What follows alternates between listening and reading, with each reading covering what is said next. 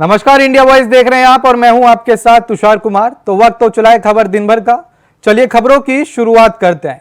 आम आदमी पार्टी की राज्यसभा सांसद स्वाति मालीवाल से बदसलूकी और मारपीट केस में दिल्ली पुलिस ने सीएम आवास में सीन रिक्रिएट किया गया। आपको बता दें कि पुलिस स्वाति को लेकर शुक्रवार शाम को 6:30 बजे दिल्ली आवास सीएम आवास पर पहुंची थी ताकि ये पता चल सके कि 13 मई को क्या कुछ हुआ था। इसके बाद वे शाम 7 बजे करीब वहां से निकली। इस दौरान पुलिस ने सीएम आवास के स्टाफ से भी पूछताछ की। ये भी पता किया गया कि घटना के दिन वहां पर कौन कौन मौजूद था। साथ ही सीएम के पीए वैभव कुमार को पर स्वाति से मारपीट का आरोप है। उनके खिलाफ एफआईआर दर्ज हो चुकी है। उधर वैभव भी इस मामले में शुक्रवार शाम को क्रॉस कॉम्प्लीमेंट दर्ज की। इस बीच आपने इस भाजपा की साजिश बताया है।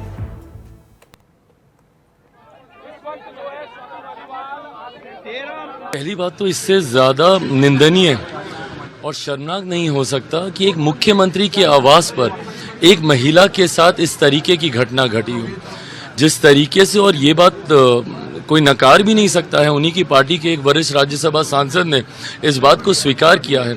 और उसके बाद मुख्यमंत्री का रवैया देखिए, जिनके ऊपर आरोप लगे हैं उन्हीं को लेकर कल अखिलेश जी की प्रेस कॉन्फ्रेंस में वो अपने साथ लेकर गए हैं। तो कैसे कोई विश्वास करेगा कि भाई ये कार्रवाई करेंगे। और दूसरी सबसे बड़ी बात, अगर एक मुख्यमंत्री के आवास पर ही महिला सुरक्षित नहीं है तो दिल्ली में आम महिलाओं का क्या होगा। जो बड़े बड़े दावे ये लोग करते हैं, वादे करते हैं, अगर मुख्यमंत्री के आवास पे ही इस तरीके की घटना घटती है तो आगे कोई और दिल्ली में रहने वाली महिला के साथ ऐसी घटना नहीं घटेगी। मेरे मुख्यमंत्री कैसे इस बात का विश्वास दिलाएंगे। ये दर्शाता है कि मुख्यमंत्री अहंकार बोल लीजिए या बौखलाहट बोल लीजिए, पर अब इस तरीके की घटना पर वो उतर आए हैं जो कि कतई दिल्ली वासियों के लिए ठीक नहीं है। नहीं, पुलिस मामला दर्ज कर चुकी है, गिरफ्तारी करें। और इस घटना के दोषी केवल दिल्ली के मुख्यमंत्री अरविंद केजरीवाल के पीए नहीं है, बल्कि इस घटना के दोषी श्री अरविंद केजरीवाल जी भी हैं। उनके खिलाफ भी इस मामले में कार्रवाई होनी चाहिए। कैसे इस प्रकार के अपराध करने वाले अपराधी को वह साथ में लेकर के घूम रहे हैं, कैसे शुचिता की बात करके और गैर कानूनी कृत्य कर रहे हैं, ऐसे लोगों को सबक सिखाने की आवश्यकता है, कानूनी कार्रवाई करने की आवश्यकता है। और ऐसे लोगों का बचाव करके, मतलब जो अभी तो भ्रष्टाचार के आरोप में जेल में थे, जमानत पर आए हैं, 2 जून को फिर जेल जाएंगे। लेकिन जिस प्रकार से वह आम आदमी पार्टी की ही एक राज्यसभा महिला सांसद के साथ उन्हीं की आंखों के सामने उन्हीं के घर में इस प्रकार की घटना हो जाती है, वह शर्मसार करने वाली है। इस पर उनको तत्काल कार्रवाई करना चाहिए। मैं अरविंद केजरीवाल, दिल्ली के मुख्यमंत्री, आपसे सिर्फ एक सवाल करना चाहता हूं। जब स्वाति मालीवाल के साथ इस तरह की घटना आपके आवास में हुई, आप उस समय घर में मौजूद थे। आखिर क्यों आपने एक महिला पर अत्याचार होने दिया? क्यों आपने रोकने की कोशिश नहीं की? क्यों आज 4 दिन तक आप चुप्पी रख के बैठे हैं? मैं अब भी आपसे कहता हूं कि अगर थोड़ी सी भी गैरत है तो तुरंत विभव को पुलिस के हवाले करें। देखिए, जब कोई भी महिला के प्रति अत्याचार हो, मॉलेस्टेशन हो, शोषण हो, तो सबसे पहले एफआईआर दर्ज करना बहुत जरूरी है। हम जानते हैं कि स्वाति मालीवाल दिल्ली विमेंस कमीशन की अध्यक्षा भी रह चुकी है, राज्यसभा की सांसद है, और उनके ही पार्टी में उनका ये हाल है तो सुरक्षा को लेके एक बहुत बड़ा सवाल, प्रश्न चिन्ह उठता है। हम मांगते हैं और हमारी मांग है कि सच्चाई सबके सामने आए और आम आदमी पार्टी उनके जो लोगों के प्रति कार्रवाई भी करें, क्योंकि ये एक गंभीर मामला है। आज स्वाति मालीवाल है, कल कोई आम नागरिका भी हो सकती है दिल्ली में या कोई अन्य प्रदेश में। तो आम आदमी पार्टी बड़ी बातें न करे, सुरक्षा को लेके पहले तहकीकात कीजिए। स्वाति मालीवाल जी 13 मई को अनअनाउंस्ड, बिना अपॉइंटमेंट लिए मुख्यमंत्री आवास पहुंची। उनका इरादा था कि मुख्यमंत्री पर आरोप लगाया जाए, लेकिन मुख्यमंत्री जी उस समय अवेलेबल नहीं थे, उपलब्ध नहीं थे, इसलिए वो बच गए। फिर स्वाति मालीवाल जी ने विभव कुमार पर आरोप लगाए। लेकिन आज एक वीडियो सामने आया है, मुख्यमंत्री आवास के ड्राइंग रूम का वीडियो सामने आया है और उस वीडियो ने स्वाति मालीवाल जी के झूठ को पूरे देश के सामने रख दिया है। स्वाति मालीवाल जी ने जो कंप्लेंट करी थी, ये दिल्ली पुलिस को की गई उनकी एफआईआर, और उस एफआईआर में शामिल फैक्ट शीट है। उस कंप्लेंट में स्वाति मालीवाल जी कहती हैं कि उनकी बेरहमी से मार पिटाई हुई, उन पर मुक्के मारे गए, घूंसे मारे गए, कि उनके सिर पर चोट लगी, कि वो उस पिटाई के बाद दर्द में कराह रही थी, उनसे बोला नहीं जा रहा था। वो पुलिस को बार बार कह रही थी कि मुझे मारा गया, मुझे पीटा गया।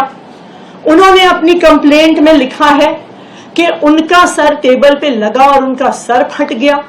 उन्होंने लिखा है कि उनके कपड़े फाड़े गए, उनकी शर्ट के बटन फाड़े गए। ये सब कुछ स्वाति मालीवाल जी ने अपने आरोपों में कहा है। लेकिन जो आज वीडियो सामने आया है वो बिल्कुल इसके विपरीत सच्चाई दिखाता है। स्वाति मालीवाल जी उस ड्राइंग रूम में बहुत आराम से बैठी हुई हैं। वो पुलिस कर्मियों को ऊंची आवाज में डरा रही हैं, धमका रही हैं। विभव कुमार जी पर जिस पर उन्होंने आरोप लगाया है, ऊंची आवाज में उनको भी धमका रही हैं, उनके लिए अपशब्दों का प्रयोग कर रही हैं। उनके कपड़े फटे हुए नहीं हैं, किसी भी प्रकार से उनके सर पर चोट नहीं दिख रही है। सिर्फ एक चीज दिख रही है कि वो पुलिस को धमका रही हैं, वो विभव कुमार जी को धमका रही हैं, ऊंची आवाज में धमका रही हैं, और कहीं पर भी वो इस बात का जिक्र तक नहीं करती कि किसी ने उनको छुआ है या किसी ने उन पर हमला किया। तो आज बात करेंगे अगली खबर की। प्रधानमंत्री नरेंद्र मोदी ने बाराबंकी में एक जनसभा को संबोधित किया, जिसमें उन्होंने कहा कि सपा कांग्रेस के लोग अपने वोट बैंक को संतुष्ट करने के लिए कुछ भी कर सकते हैं। वो हिंदू, मुस्लिम और राजनीति करते हैं। सुनिए।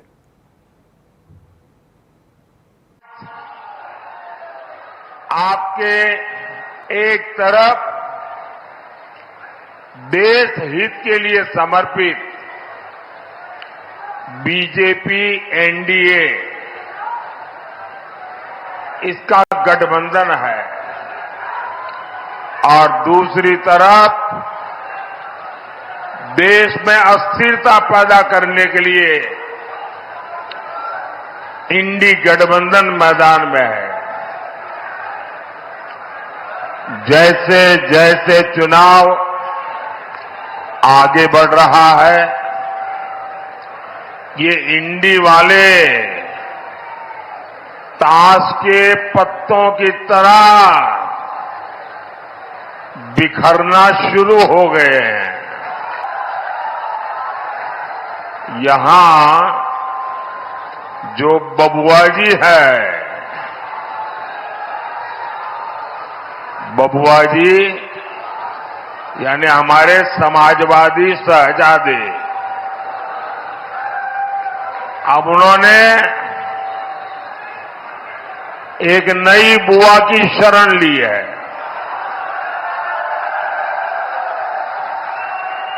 ये उनकी नई बुआ जी है बंगाल में। और ये बंगाल वाली बुआ जी ने कह दिया है, इंडी वालों को कहा है कि मैं आपको बाहर से सपोर्ट करूंगी। इंडी गठबंधन की एक और पार्टी ने दूसरी को कह दिया है, खबरदार, जो हमारे खिलाफ पंजाब में बोला, पीएम पद को लेकर भी सब मुंगेरी लाल को भी पीछे छोड़ रहे हैं। बिजली नहीं मिलती थी और मैं आज एक और बात कह रहा हूं, जिस वोट बैंक के पीछे लोग भागते हैं, वोट बैंक की अब इनकी सच्चाई समझने लगे हैं। 3 तलाक कानून से खुश हमारी माताएं बहनें बीजेपी को लगातार आशीर्वाद दे रही है। भाई और बहनों, राम काज से आगे अब राष्ट्र काज का समय है। राम काज की प्रेरणा राष्ट्र काज के लिए है। यहां मैथा की खेती बहुत होती है।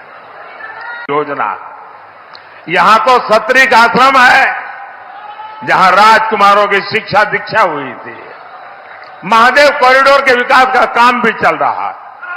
ऐसे विकास कार्य हमारी विरासत को भी सशक्त करेंगे और पर्यटन उद्योगों से युवाओं को नए अवसर भी देंगे। साथियों, विकास और विरासत, ये विकसित भारत बनाने के लिए आपके आशीर्वाद मांगता है। आपको भारी मतदान करना है। ज्यादा से ज्यादा मतदान करेंगे, ज्यादा से ज्यादा मतदान करेंगे, ज्यादा से ज्यादा लोग मतदान करने के लिए निकलेंगे। सुबह 10 बजे से पहले मतदान होगा।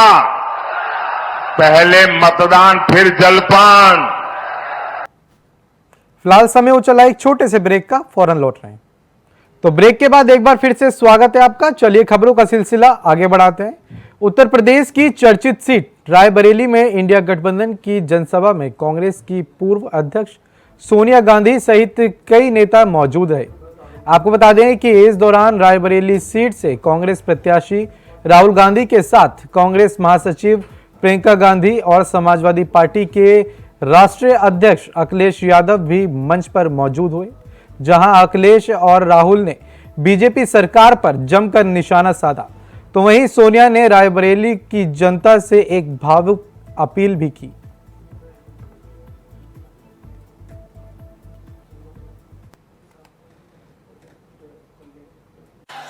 हम लोग अक्सर भाषणों में सुनते हैं, हर जगह पर देश के एक नेता हैं जो हर जगह पर अपना झूठा रिश्ता निकाल लेते हैं। एक देश के नेता हैं, बहुत बड़े नेता, जहां जाते हैं वहां पर अपना एक झूठा रिश्ता निकाल लेते हैं। वो भी देखने और सुनने कि राहुल गांधी जी का सच्चा रिश्ता रायबरेली से है।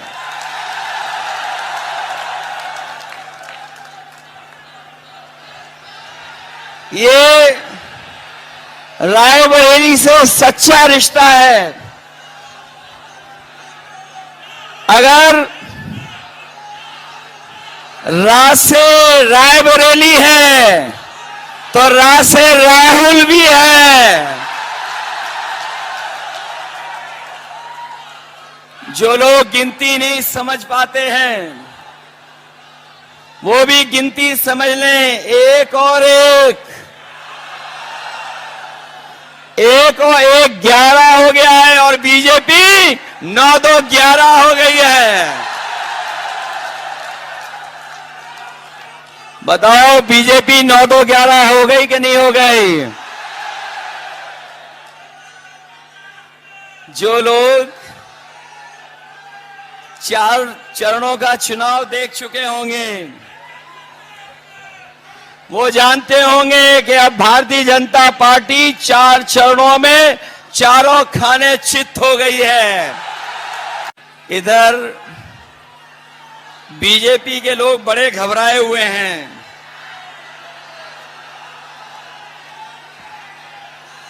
ये बीजेपी के लोग बड़े घबराए हुए हैं और दिल्ली वालों ने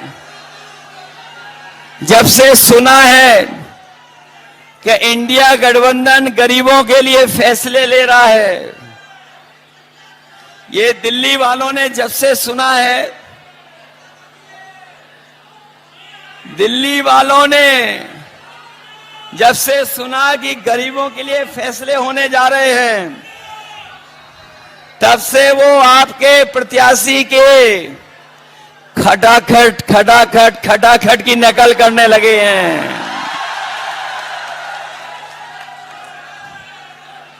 वो कह रहे हैं कि हम लोग विदेश चले जाएंगे,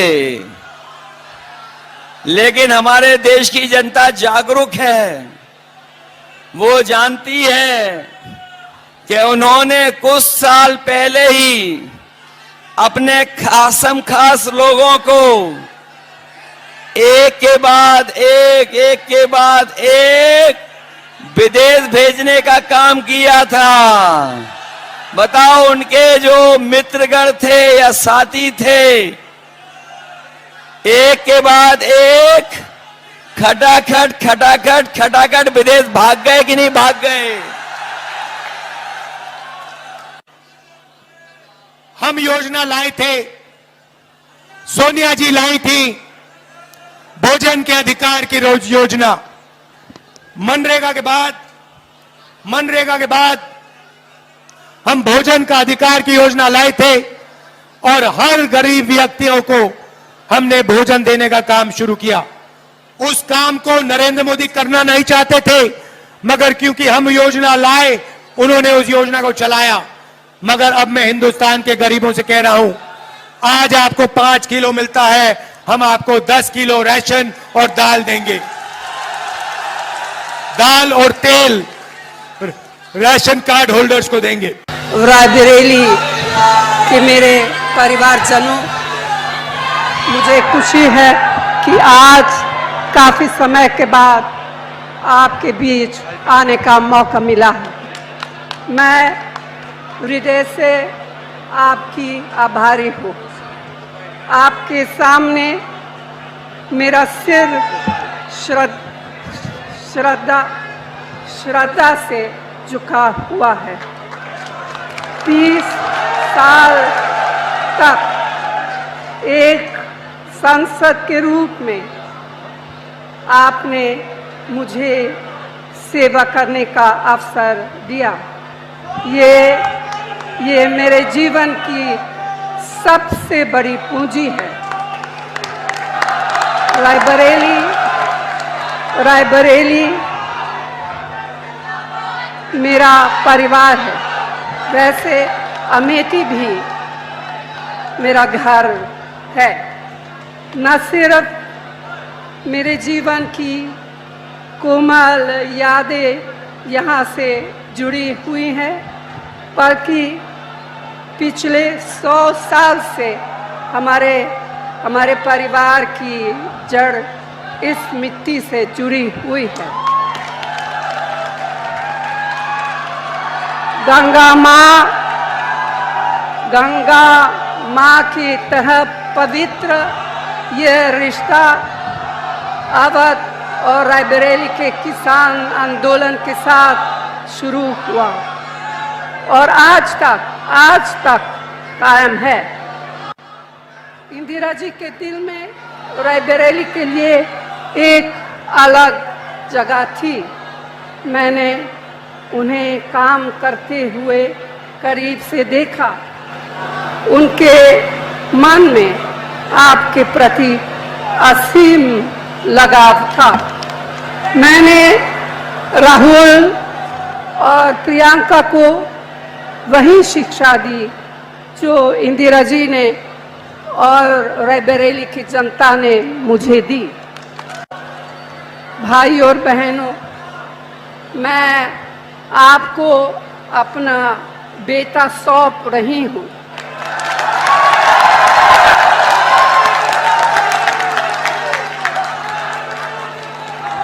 अपना बेटा सौंप रही हूँ, जैसे आपने मुझे अपना माना, वैसे ही राहुल को अपना मान कर रखना है। ये राहुल आपको निराश नहीं करेगा।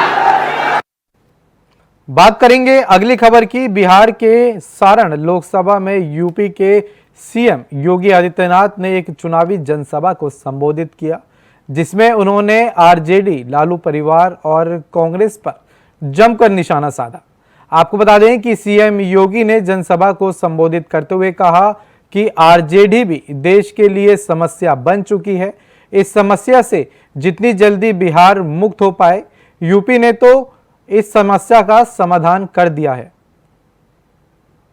बिहार को कांग्रेस और आरजेडी के इस गठबंधन ने कहां पहुंचा दिया था। बिहार के लोगों के सामने, बिहार के नौजवानों के सामने पहचान का संकट खड़ा हो गया।